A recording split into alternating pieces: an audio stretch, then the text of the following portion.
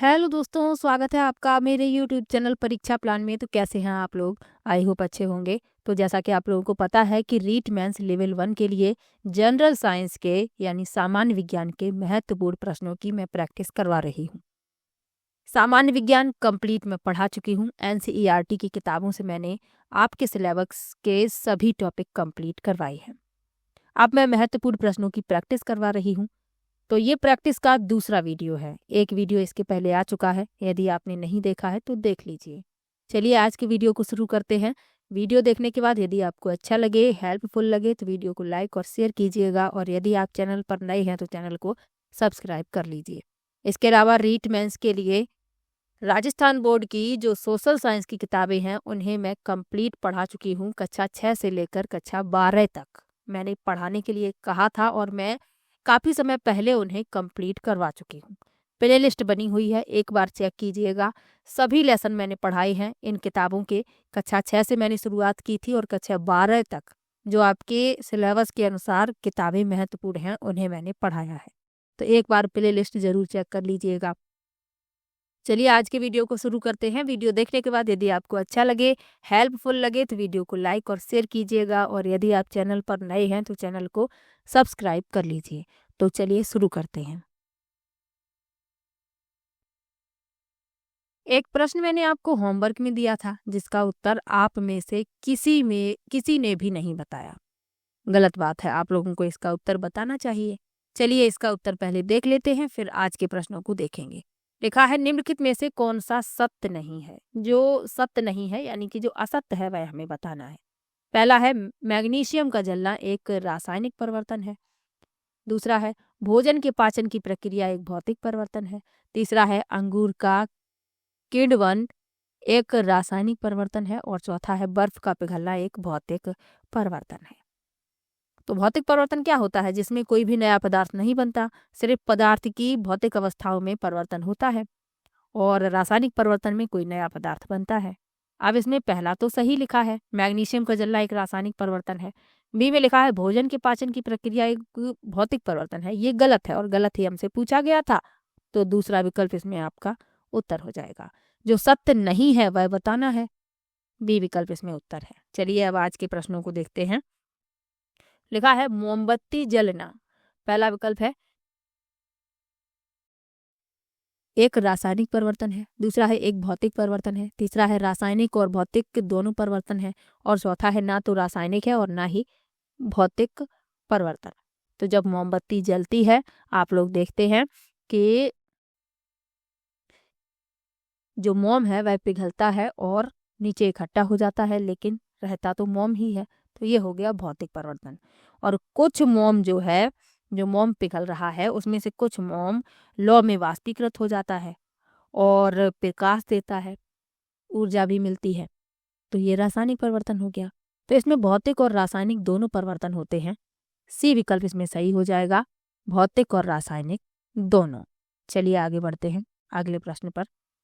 लिखा है जो वस्तुएं कुछ समय के बाद अपनी गति को दोहराती हैं उनकी गति को कहा जाता है। यानी कुछ समय बाद अपनी गति को दोहरा रही हैं तो उनकी गति को क्या कहा जाता है? आप लोग याद कीजिए, मैंने आपको पढ़ाया है। तो वह गति जो एक निश्चित समय के बाद दोहराई जाती है आवर्त गति कहलाती है। बी विकल्प इसमें सही हो जाएगा।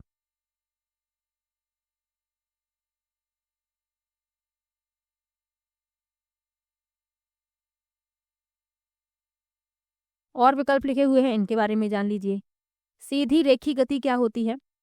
तो एक दिशा में एक अक्ष के समांतर जो गति होती है तो वह होती है सीधी रेखी गति। वृत्तीय गति क्या है? तो किसी वृत्त में घूमने वाली वस्तु की जो गति होती है वृत्ताकार गति होती है।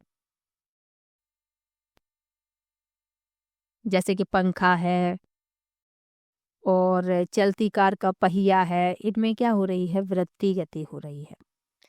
और अर्धवृत्ताकार गति, तो जब कोई वस्तु आधा चक्कर लगाती है और वापस आती है तो वह हो जाती है अर्धवृत्ताकार गति। इनके बारे में भी याद रखिए। चलिए आगे बढ़ते हैं। किसी वस्तु का त्वरण फिल करना है कहा जाता है जब कोई वस्तु एक सीधी रेखा में चलती है और उसका वेग समान समय अंतराल में समान मात्रा में बढ़ता या घटता है। पहला विकल्प है ऋणात्मक, दूसरा है असमान, तीसरा है एक समान और चौथा है धनात्मक। तो सबसे पहले आपको पता होना चाहिए त्वरण क्या होता है। वेग परिवर्तन की दर को त्वरण कहा जाता है। अब किसी वस्तु का त्वरण फिल करना है तो जब कोई वस्तु सीधी रेखा में चल रही है, उसका वेग समान समय अंतराल में समान मात्रा में बढ़ रहा है या घट रहा है, तो उस वस्तु का वेग एक समान कहा जाता है। सी विकल्प इसमें सही हो जाएगा। चलिए आगे बढ़ते हैं।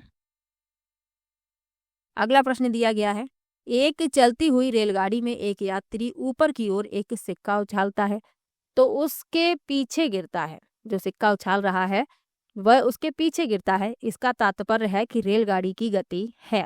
पहला विकल्प है त्वरित, दूसरा है एक समान, तीसरा है मंदित और चौथा है वृत्तीय पटरियों के अनुदेश।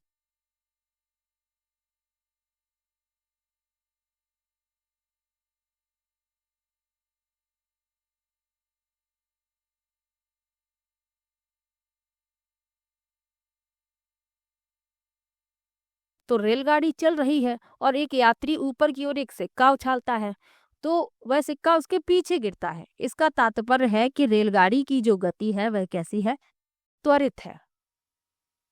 पहला विकल्प इसमें सही हो जाएगा। चलिए आगे बढ़ते हैं। एक क्षेत्र रक्षक गेंद को लपकते हुए स्विंग देता है। निम्न में से किसका एक उदाहरण है? यह होगा यहाँ पर, यह निम्न में से किसका एक उदाहरण है?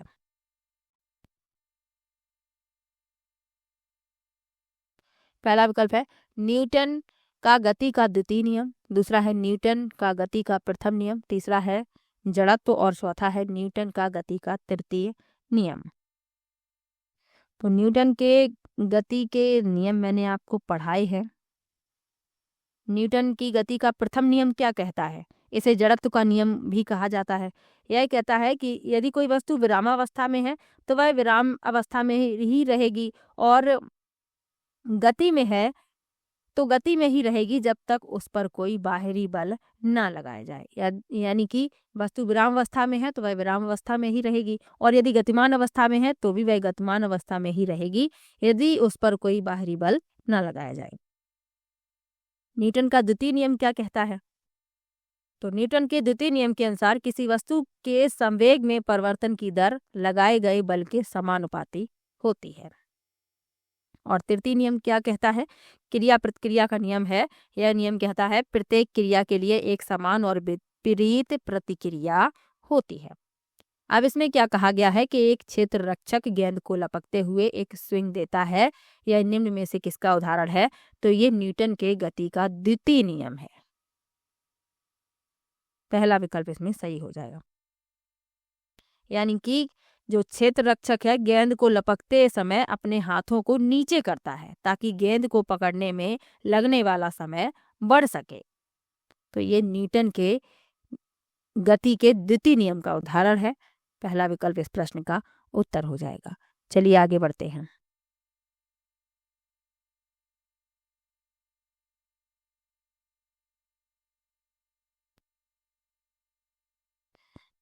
अगला प्रश्न दिया गया है, दौड़ते समय हाथों की गति किस प्रकार की होती है?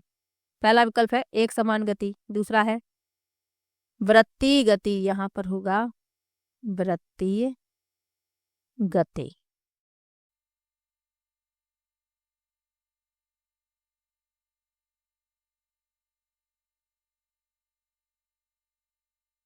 तीसरा है सीधी रेखा में गति और चौथा है दोलन गति। थोड़ा सा यहाँ मिस्टेक हो गई है, इधर उधर हो गई है। सीधी रेखा में गति, यहाँ गति ऊपर होना चाहिए, माफ कीजिएगा। तो दौड़ते समय हाथों की जो गति होती है वह होती है दोलन गति। डी विकल्प इसमें सही हो जाएगा। जब हम दौड़ रहे होते हैं तो क्या होता है कि हमारे जो हाथ होते हैं इनमें दोलन गति होती है। दोलन गति क्या है? एक निश्चित बिंदु के चारों ओर बार बार होने वाली गति होती है। चलिए आगे बढ़ते हैं। अगला प्रश्न है, किसी पेड़ की शाखा को जोर से हिलाने पर पत्तियां गिरती हैं। पत्तियां जो हैं वह गिर जाती हैं। इस घटना को किसके द्वारा समझाया जा सकता है? पहला है जूल की गति के प्रथम नियम से, दूसरा है न्यूटन की गति के प्रथम नियम से, तीसरा है जूल की गति के द्वितीय नियम से और चौथा है न्यूटन की गति के तृतीय नियम से। तो पेड़ की शाखा को जोर से हिलाते हैं, पत्तियां नीचे गिर जाती हैं, तो यह समझाया जा सकता है न्यूटन के गति के प्रथम नियम से।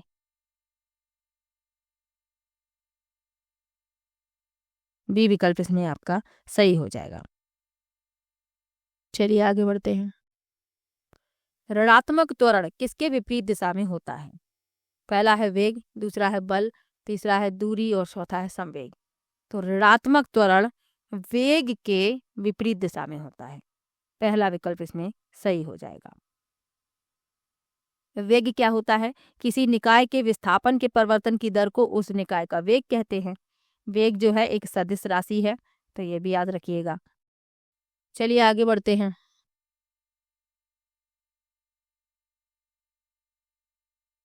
निम्नलिखित में से कौन न्यूटन के गति के तीसरे नियम का उदाहरण है?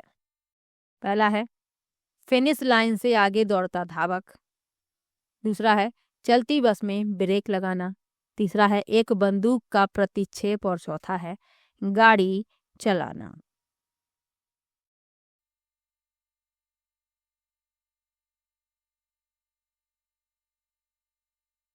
तो तीसरे नियम का उदाहरण पूछा गया है। तीसरा जो नियम है वह क्रिया प्रतिक्रिया का नियम है, तो सी विकल्प इस प्रश्न का उत्तर हो जाएगा, एक बंदूक का प्रतिक्षेप। चलिए आगे बढ़ते हैं। समरूप वृत्तीय गति में त्वरण की दिशा किसके साथ होती है? पहला है गति की दिशा, दूसरा है परीक्षण के बिंदु पर वृत्त की स्पर्श रेखा, तीसरा है वेग की दिशा और चौथा है दिशा वेग से लंबवत।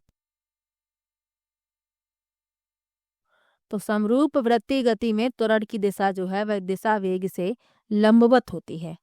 डी विकल्प इसमें सही हो जाएगा।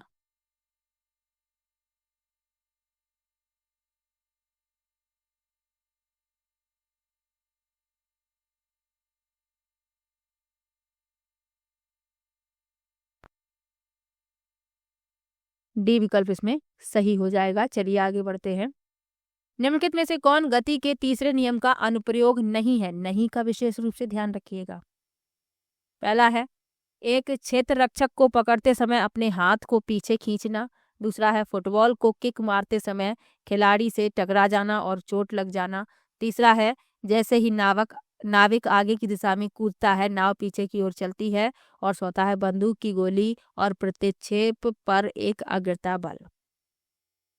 तो अभी आपको मैंने बताया था कि क्षेत्र रक्षक गेंद को पकड़ते समय अपने हाथों को पीछे खींचता है, तो ये किसका उदाहरण होता है?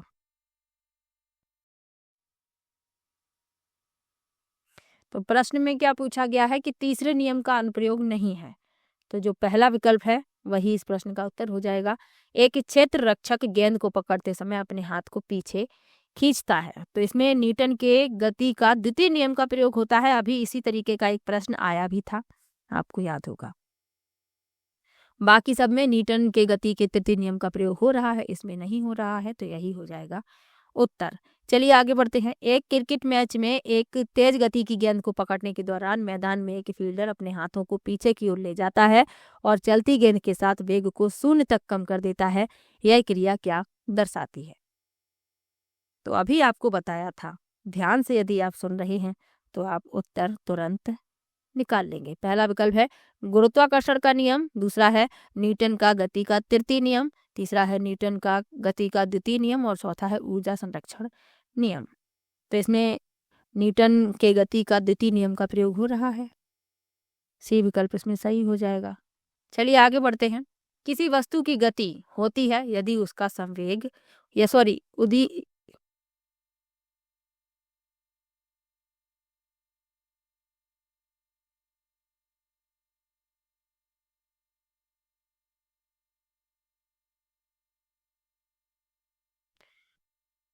अगला प्रश्न दिया गया है, किसी वस्तु की गति होती है फिल करना है यहाँ पर, यदि उसका वेग नियत हो। पहला विकल्प है केवल त्वरित, दूसरा है केवल अत्वरित, तीसरा है असमान और चौथा है समान। तो किसी वस्तु की गति समान होती है यदि उसका वेग नियत हो। डी विकल्प इसमें सही हो जाएगा। जब कोई वस्तु सीधे पथ पर गति करती है, इसे एक समान गति के रूप में जाना जाता है, क्योंकि इसकी दिशा जो है नियत चाल पर नियत रहती है।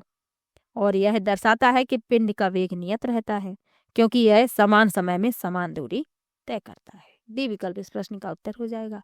चलिए आगे बढ़ते हैं। जब कोई पिंड वृत्ताकार पथ पर गति करता है तो केंद्र की ओर परिक्रमी पिंड पर कार्यरत बल कहलाता है।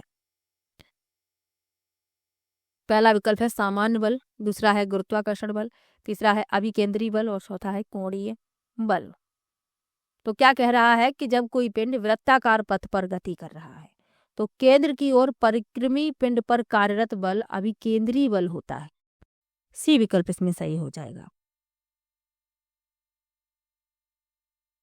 जो पिंड होता है इसे एक समान वृत्तीय गति बनाए रखने के लिए अभिकेंद्री बल की जरूरत होती है। सी विकल्प इस प्रश्न का उत्तर है। चलिए आगे बढ़ते हैं। बल के संदर्भ में कौन सा विकल्प गलत है? प्रश्न बहुत ध्यान से पढ़िएगा एग्जाम में। नहीं का, गलत का, असत्य का, इन शब्दों का ध्यान रखिएगा। कभी कभी असत्य लिखा होता है, हम सत्य पढ़ लेते हैं और उसी के अनुसार उत्तर लगा देते हैं, हमारा उत्तर गलत हो जाता है। तो विशेष रूप से ध्यान रखिएगा। अब इसमें गलत विकल्प पूछा गया है। पहला है बल का परिमाण और दिशा दोनों होते हैं। दूसरा है किसी वस्तु पर कार्य करता बल उसका आकार बदल सकता है। तीसरा है बल किसी वस्तु के संपर्क में आए बिना उस पर कार्य कर सकता है। और चौथा है किसी वस्तु पर बल तभी लगता है जब उसे धक्का दिया जाता है। तो बल जो है दो वस्तुओं के बीच अन्योन्य क्रिया से उत्पन्न होता है। इसमें दिशा और परिमाण दोनों होते हैं। बल जो है किसी वस्तु की स्थिति बदल सकता है, उसके आकार में भी परिवर्तन कर सकता है। और बल द्रव्यमान और त्वरण का गुणनफल होता है। अब इसमें जो गलत है वह डी विकल्प है। इसमें लिखा है किसी वस्तु पर बल तभी लगता है जब उसे धक्का दिया जाता है। ऐसा तो नहीं है कि बल तभी लगे जब उसे धक्का दिया जाए, बिना धक्का लगाए भी बल लग सकता है। तो इसमें डी गलत है, तो यही इस प्रश्न का उत्तर हो जाएगा। तो आज मैं सिर्फ 15 प्रश्न करवा रही हूँ। आप लोगों से रिक्वेस्ट है कि वीडियो को ज़्यादा से ज़्यादा शेयर किया कीजिए। और लेवल 2 के लिए एसएसटी वालों के लिए मैं एनसीईआरटी पढ़ा रही हूँ। क्लास 6 से मैंने शुरुआत की है, 8th तक मैं सोशल साइंस की किताब कंप्लीट पढ़ाऊंगी। बस आप लोगों से रिक्वेस्ट है कि वीडियो को देखिएगा, शेयर कीजिएगा और सपोर्ट भी कीजिएगा।